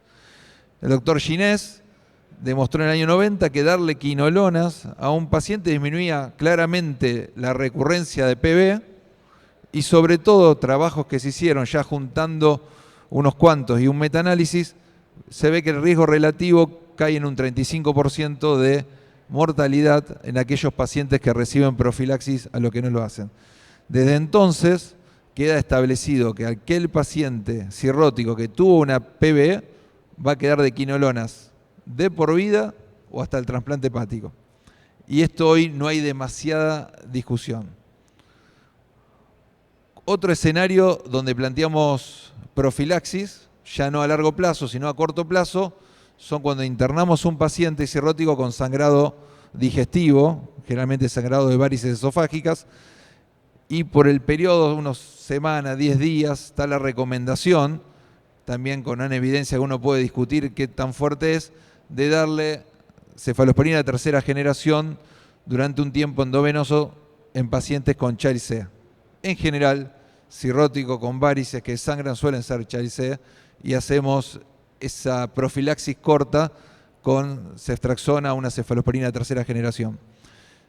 Hay una relación intrínseca entre infección y sangrado. El sangrado aumenta las chances de infección y a su vez el paciente que se infecta y cambia su hemodinamia aumenta más la presión portal y tiene más chance de sangrar. Entonces, estas eran las dos indicaciones bastante de acuerdo en la práctica de hacerla a corto plazo y a largo plazo sería la profilaxis secundaria. Hay una tercera indicación con algo menos de evidencia y más discutida, que son aquellos pacientes que no tuvieron PV, pero que uno tiene ascitis y hace una punción y tienen menos de 1 gramo y medio de proteína del líquido acítico. Fíjense que cuando hay más de 1 gramo de proteína, las chances, un seguimiento, si nos ponemos un corte a los 2 años, es medio difícil el puntero este, pero bueno, si a los 2 años es difícil, ¿no? Casi no hay PV, pero si tienen menos de 1 gramo, aumenta claramente las chances de que desarrolle una peritonitis bacteriana. ¿Qué hicieron estos autores? Fernández, de vuelta a Barcelona, en pacientes seleccionados con proteína en el líquido bajo y algunos otros parámetros, sobre todo cirrótico avanzado, hiponatremia, algo de disfunción renal, le daban quinolonas versus placebo. Demostraron menos injuria renal, menos probabilidad de peritonitis bacteriana espontánea, pero también mejor sobrevida. El N no es grande, no son muchos los trabajos, pero es otra chance de hacer profilaxis cuando tenemos cirróticos con bajo nivel de proteína líquido acítico. Eso nos habla que tienen poca capacidad de opsonización y de combatir una translocación bacteriana. Yo recuerdo cuando vinieron los hepatólogos a un congreso americano, venían muy entusiasmados con la rifaximina, como que iban a solucionar todo. Al final diría que es una opción, la usamos, por ahí más costo que una quinolona en profilaxis, pero sepan que hay metaanálisis que demuestran beneficios. Nos vamos metiendo en las complicaciones. ¿Se acuerdan? Dijimos, muy frecuente, elevada mortalidad, pero ¿por dónde pasa la mortalidad? ¿Por qué le va tan mal a los cirróticos que se infectan? Y acá, ¿por qué aparece el internista y no solo un hepatólogo en el abordaje de estos pacientes? Cuando se infecta un cirrótico contra la translocación bacteriana, las alteraciones inmunitarias que dijimos, aparecen disfunción basado sobre todo en liberación de citoquinas. Eso genera más vasodilatación esplácnica de la que ya tiene, más hipertensión portal, más chance de sangrado y más vasoconstricción renal. Más injuria renal aguda, aquí como nos presentaron los compañeros anteriormente, que lleva a disfunción renal, más disfunción cardiocirculatoria, más hiperdinámico se pone el paciente, alteración en el flujo cerebral, mayor encefalopatía, falla adrenal. Entonces aparece en el concepto en los últimos años de esa reagudización en la acute on chronic liver failure, es decir, un paciente con hepatía crónica que de cualquier insulto, ya sea una hepatitis alcohólica, una hemorragia digestiva o una infección como en este caso, desencadena toda una cascada de complicaciones. Aparece la injuria renal, la falla hemodinámica, la falla hepática, se pone encefalopático, coagulopatía. Ni hablar si desarrolla shock. Cirrótico infectado con shock, 40% de sobrevida a 30 días. Es decir, es tremendo cuando estos cirróticos infectados empiezan a agregar la falla aguda sobre crónica y ni hablar si aparece shock. Dimos muchas vueltas, hepato renal, que tipo 1, tipo 2, la simplificamos con AKI, injuria renal aguda. Me acuerdo de un profesor de patología, ya jubilado, estoy hablando hace muchos años, nos decía, cuando el paciente se le enferma el hepatocito, está mal. Cuando se le enferma de von Kupfer, que se infecta, está grave. Pero dice, cuando un cirrótico infectado hace una falla renal, una injuria renal progresiva, está muerto, nos decía. Fíjense los índices, si ya estamos preocupados con estos pacientes, cuando vemos que establecen injuria renal progresiva y no mejoran, los índices de mortalidad y a corto plazo son altísimos. Y vamos al último tópico, vengo bien con el tiempo por suerte, el problema de la resistencia bacteriana. Si nos íbamos 2009, no estamos hablando de 100 años atrás, tratar un cirrótico infectado con PB era fácil. Decíamos, albúmina, ceftriaxona y se va con quinolona a la casa y se termina el problema. De hecho, no estaba el concepto de PB nosocomial o intrahospitalaria, ¿no? Lo que sabíamos para infección urinaria, para neumonía, para PB no era, la tratábamos todas por igual. Y las placas empezaron a cambiar y de repente empezaron a aparecer bichos resistentes y multiresistentes. Fíjense que es una cuestión de los últimos tiempos, no tantos años como en cirróticos aparecen gérmenes multiresistentes. De trabajo de Italia, de Salvatore Piano, muestra casi un 34% de infecciones ya por gérmenes multiresistentes en cirróticos y nos dicen, cirrótico infectado en una situación de riesgo, si es por género multiresistente, altísimo riesgo. Esa es la distribución de todos los centros que participaron en el estudio. Algunos, Argentina estaría en moderado riesgo, después Brasil está en mayor riesgo que nosotros y hay distribución mundial, pero globalmente casi un tercio de la infección en cirrótico, gérmenes multiresistentes. Esto de nuestro hospital, y uno dice, ¿cómo puedo saber o cómo puedo predecir el germen multiresistente?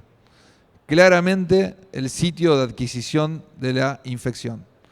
Fíjense, esto de nuestro hospital y otro centro de la ciudad de Rosario en Argentina, las infecciones adquiridas en la comunidad muy bajo y casi cercano al 50% cuando son nosocomiales. Vuelvo a este estudio Río de la Plata, Argentina-Uruguay del año pasado, gran cantidad de infecciones, un estudio importante en cuanto al volumen.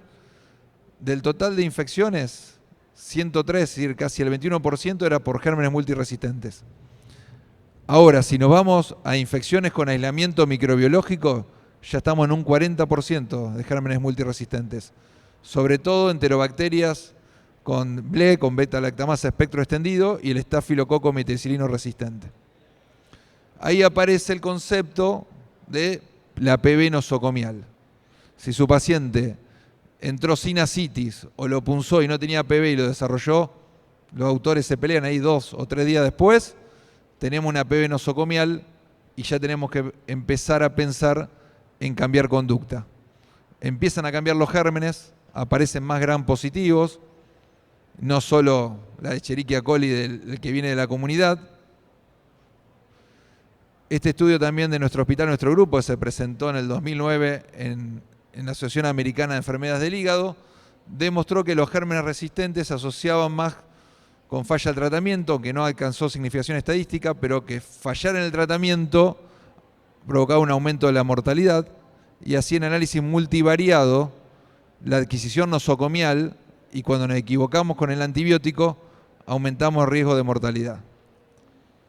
Fernández de Barcelona dice, ¿cuáles son los factores de riesgo? ¿Cómo puedo hacer yo para identificar si mi paciente puede tener un germen multiresistente?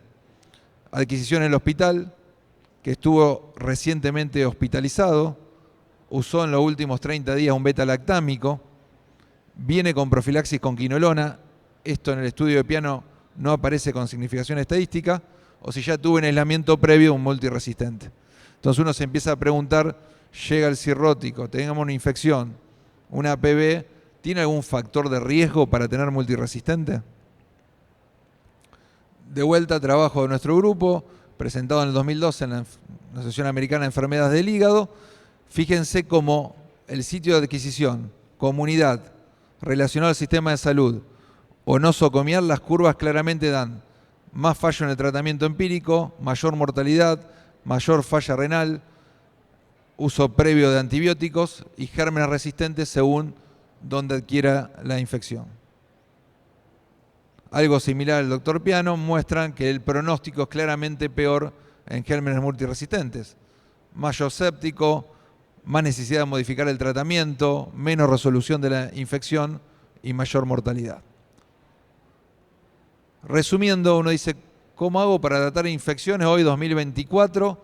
Que sé que son muy frecuentes, muy graves, que me pueden desencadenar una cascada de complicaciones y comprometer a mi paciente. Me pregunto, ¿dónde adquirió la enfermedad? Es lineal la chance de que aparezcan gérmenes resistentes, que falle mi tratamiento, que tenga mayor mortalidad y que tenga que cambiar mi esquema. Ya no le puedo poner cestraxona y mandarlo después con quinolona a todos, sino tengo que considerar esto. Y ahí dice, si es adquirida en la comunidad, nos manejamos como años atrás, cuando eran todos igual.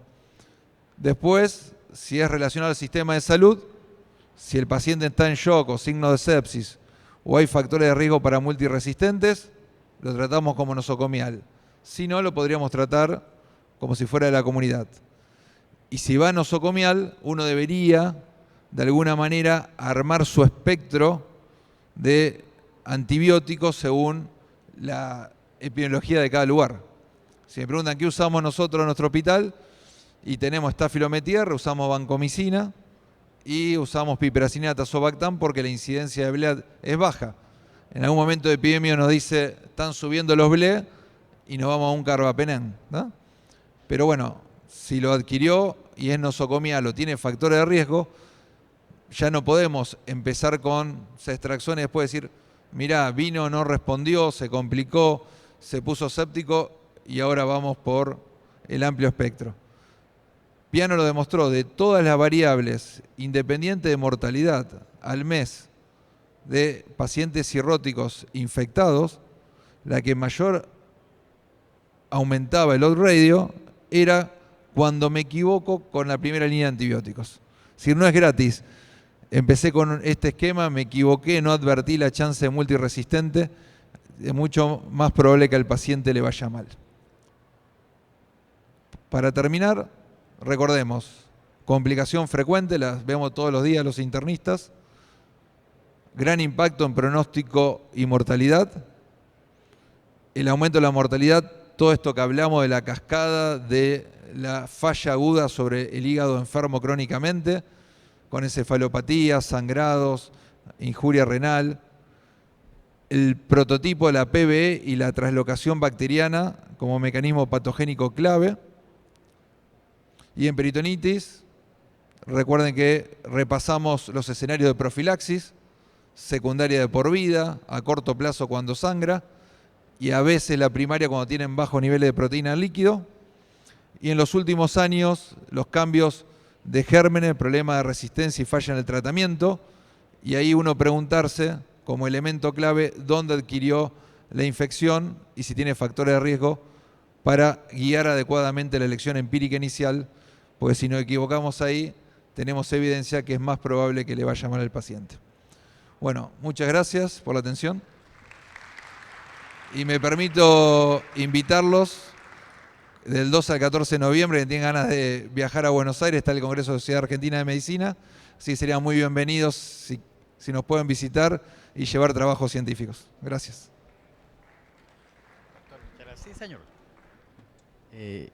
Muchas gracias, doctor Parodi. Excelente presentación. Invito a nuestros conferencistas a pasar al escenario, por favor. Y si del auditorio tienen alguna pregunta, la pueden realizar en este momento. El doctor Diego Gómez se disculpa, tuvo que salir para el aeropuerto, pero que si alguien tiene alguna pregunta sobre colestasis, me la puede hacer llegar y el grupo de patología de Invanaco le va a responder sus inquietudes vía correo electrónico.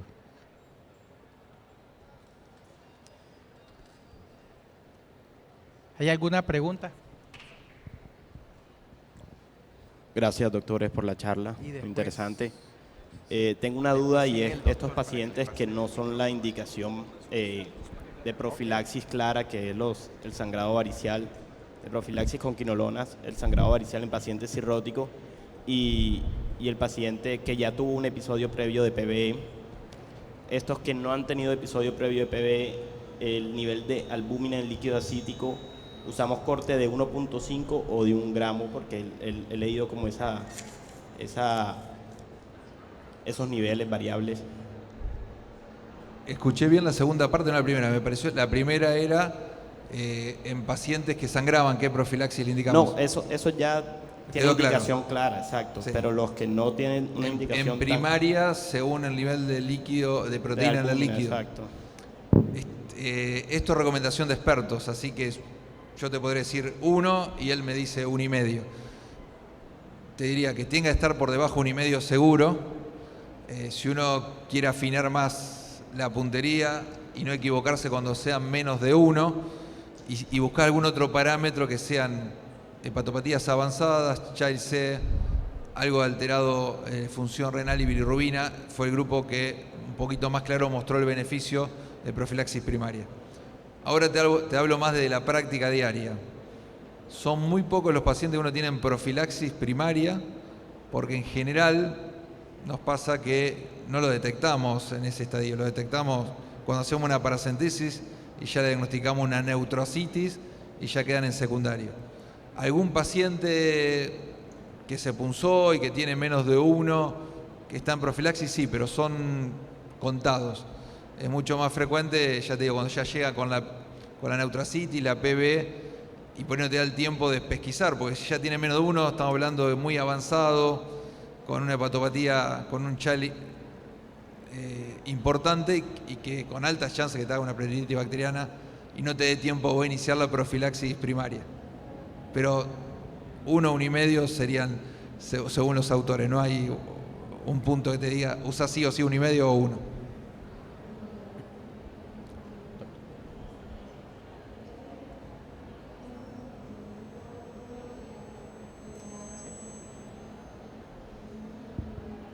Buenas tardes, muchas gracias por las charlas. Tenía una pregunta, en estos casos de pacientes con PBE nosocomial, igual se empieza tratamiento empírico para gram negativos o de entrada también les colocan ustedes tratamiento para gram positivos? O sea, o solamente daban gram positivos si al gram encontraron un poco gram positivo. Primero, la chance de rescate microbiológico en general está cercana al 50%.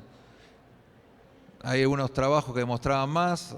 Nosotros, me acuerdo, un año hicimos un trabajo de comparar si mandamos el líquido directamente en la jeringa o los sometíamos en frasco de hemocultivos, porque había algunos trabajos que decían que eso aumenta el aislamiento y el rescate bacteriológico, y la verdad que no pudimos superar ese punto de corte, que en algunos casos es más bajo. Es decir, que muchas veces lo tratamos empírico sin tener un aislamiento microbiológico. Sí, te diría, desde el inicio, si vos tenés una muy buena epidemiología local y sabés qué gérmenes te dan las peritonitis bacterianas en tu hospital, te dirías diseñar tu plan según tu microbiología. Como eso no suele pasar en general, y a su vez como el rescate microbiológico es bajo, una nosocomial, hoy te diría que hay que cubrir tanto gram negativos como gram positivos. Nosotros, el gram positivo que aparece con más frecuencia es el Staphylococcus aureus, también hay por estrepto. Nosotros tenemos bastante meticilino resistente de los estafilococos, así que usamos vancomicina. No tenemos enterococo banco R, por suerte, en PBE, algún caso anecdótico. Y los gram negativos sí, van cambiando de Escherichia coli, es más Klebsiella, Proteus, y aparece ahí multiresistencia. Algunos BLE y otros no BLE, pero ya no lo cubrís con ceftriaxona. Entonces, como mostré, esto vienen de discusiones largas con los hepatólogos. Yo te digo que tenía tendencia a ser más conservador, porque yo le decía a los hepatólogos, ustedes lo están tratando como un neutropénico febril. Viene con algo, alguna cosita, aumentó la urea, está un poquito más encefalopático. Digo, cuando viene un cirrótico con gripe, lo tratás con piperacina, tazobactam, banco. Y con los años le estoy dando más la razón a los hepatólogos. Son pacientes sumamente graves, críticos. Si uno está en una epidemia de COVID, dengue o gripe y lo puede pesquisar, no digo que haya que tratar las gripes con meropenem, vancomicina, pero ante una duda razonable que una infección bacteriana en un paciente avanzado en su patopatía y de adquisición nosocomial, volviendo a tu pregunta, esquema para gram negativo, gram positivo para resistentes.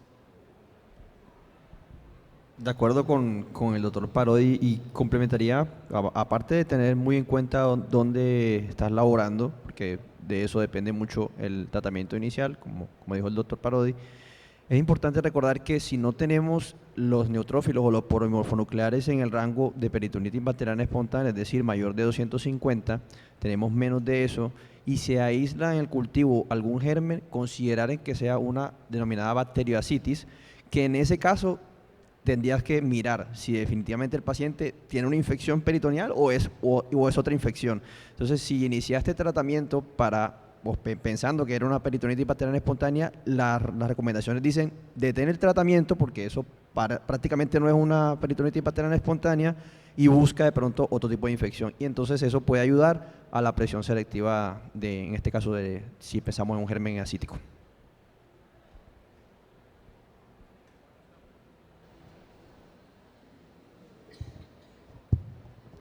Buenas tardes.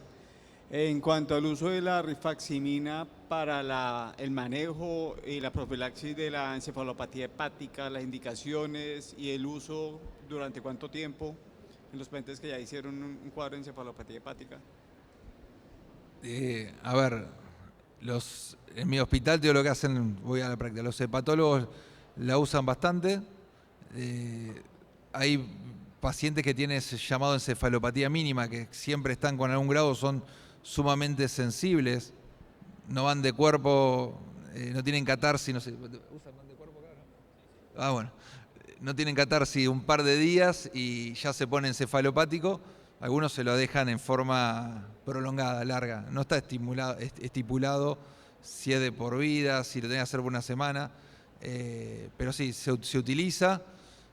Allá es más costoso que otras medidas que hacíamos para encefalopatía, llámese lactulosa, pero bueno, tiene ciertos beneficios y uno lo tiene accesible, y un paciente encefalopático sería una muy buena opción.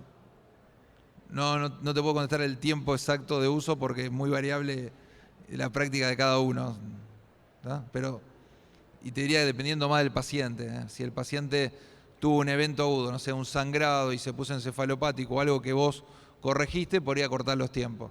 Si ya es por su hepatopatía de base con mucho shunt y encefalopatía mínima persistente, por ahí se lo dejás casi permanente.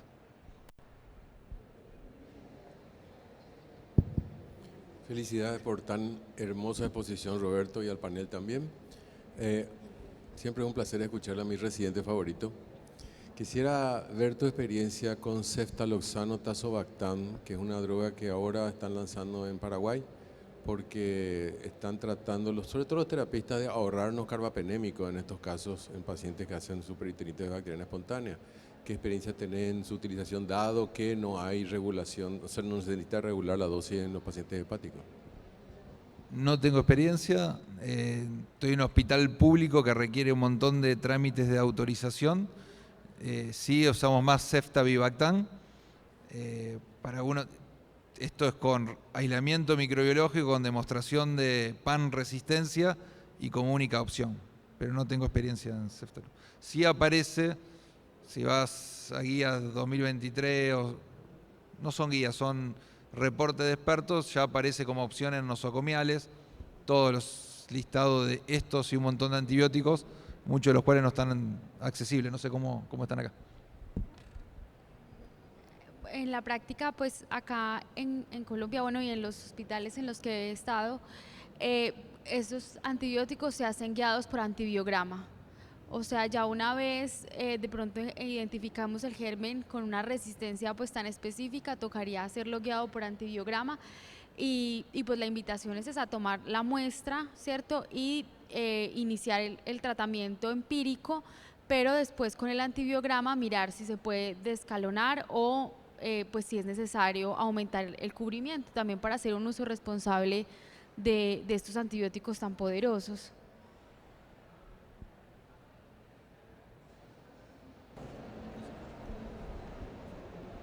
Bueno, la doctora Sara y el doctor Luis nos hablaron acerca de los costos de la albúmina y claramente en su presentación nos mostraron sus utilidades y en qué entidades no debemos emplear la albúmina.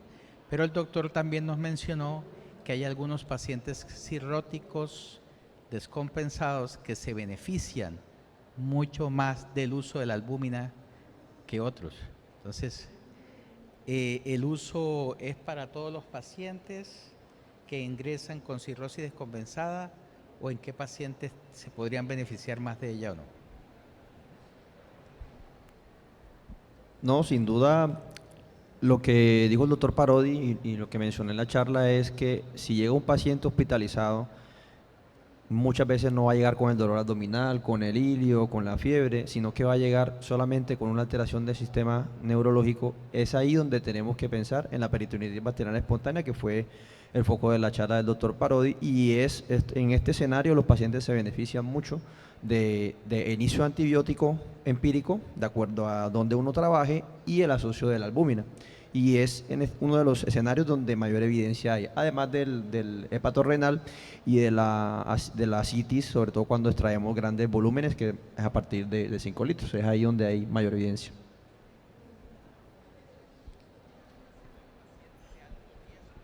Es decir, pacientes con bilirrubinas más elevadas o pacientes con compromiso renal, que son los considerados de alto riesgo.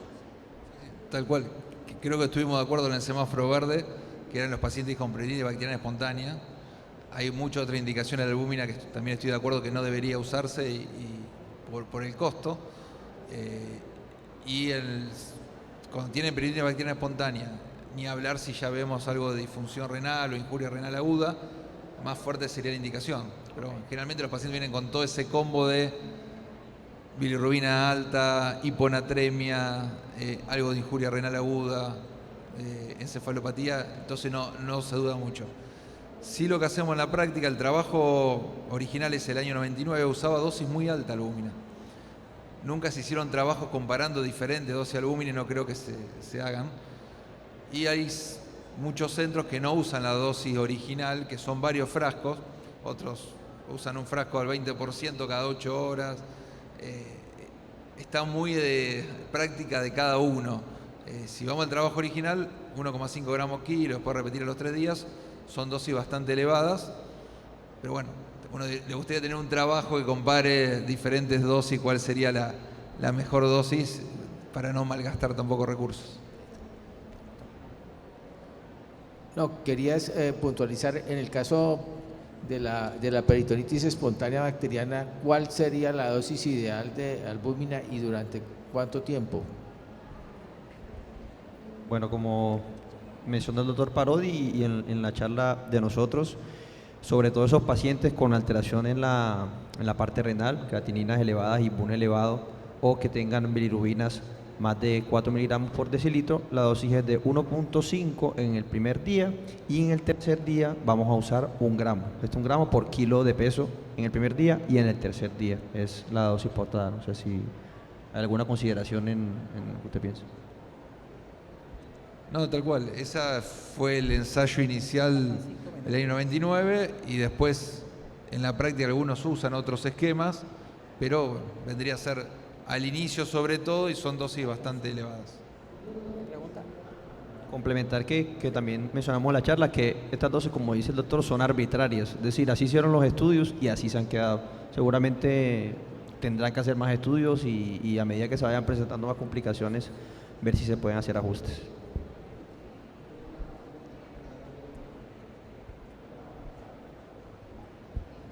Buenas tardes, muy interesante la charla, muchísimas gracias. Quisiera hacer 2 preguntas. He visto situaciones en que los pacientes con ascitis refractaria, con una ascitis de gran volumen, que hacen hernias umbilicales muy grandes y que requieren manejo quirúrgico. He visto muchos cirujanos en los sitios donde he laborado que les dejan varios días de albúmina para disminuir que se vuelva a recoger pues una ascitis tan importante y que puedan hacer fístulas en el momento de la cirugía. Y lo otro es que he tenido pacientes donde no contamos con albúmina en la institución. Entonces, en ese caso, la recomendación de reponer con líquidos endovenosos, pues no sé si siga activa o solamente la albúmina en ese contexto. Con respecto a la primera pregunta, alguna vez escuché una charla en nuestra residencia del doctor Ortega, Rolando Ortega, que es hepatólogo, muy conocido acá en Cartagena también, y él decía que es un escenario bien complicado. Ese escenario cuando tenemos un paciente con ascitis importante que va a ser intervenido quirúrgicamente a nivel abdominal, porque él decía, si puedes dilatar lo más que pueda esa cirugía, hazlo, porque el riesgo en esos pacientes es altísimo. Ese tema de precirugía e inclusive poscirugía de la albúmina es un tema que prácticamente la evidencia ha demostrado que no debería usarse. Lastimosamente ha habido estudios a favor, muy poquitos, y muchísimos en contra. Entonces, por eso, al ser un recurso tan limitado, que tiene que ver con la segunda pregunta, y con posibles desenlaces en cuanto a efectos adversos en los pacientes y que la evidencia no nos respalda, es prácticamente tomarlo con mucha pinza. Es decir, si se puede dilatar, si la hernia se puede manejar con analgésicos, si no es urgente, hazlo. Eso ha sido la recomendación que he visto de expertos y el doctor Rolando Ortega, a quien cito. Y con respecto a la segunda pregunta, sí se puede, en realidad si no hay disponibilidad de albúmina, mira que incluso en nuestra charla, en el escenario donde más evidencia hay, que es para evitar la disfunción circulatoria post-paracentesis, incluso ya toman con pinzas porque ha demostrado que en algunos pacientes solamente la hidratación con otro tipo con cristaloides u otro tipo de coloides, usando gelatinas, usando plasma, podrías tener una respuesta prácticamente similar. Digamos que es un escenario que aún está todavía en vilo, pero si no tienes la albúmina, pues no tiene que tratar de hacer lo posible porque el paciente no vaya a sufrir por volumen, y pues si tienes plasma lo voy a utilizar, si tengo líquidos pues lo voy a utilizar con mucho cuidado. Digamos que no tiene que ser taxativo, que no tengo albúmina, no hago nada por el paciente. No sé si... No, totalmente de acuerdo, la indicación, esto muy de discusión con los cirujanos, es una falacia lógica. Uno dice, tiene albúmina baja, le va peor en la cirugía y tiene más complicaciones, entonces le damos albúmina y sube la albúmina. No ocurre eso. No hay que usarlo, creo que está buenísimo que no tengan acceso a la albúmina, si le dicen los cirujanos, no tenemos albúmina disponible, olvídate. Pero bueno, es uno de los... sería mal uso de la albúmina y malgastar. No modificamos eso. Le damos las gracias a nuestros panelistas y damos por finalizado este segmento del Congreso. Muchas gracias.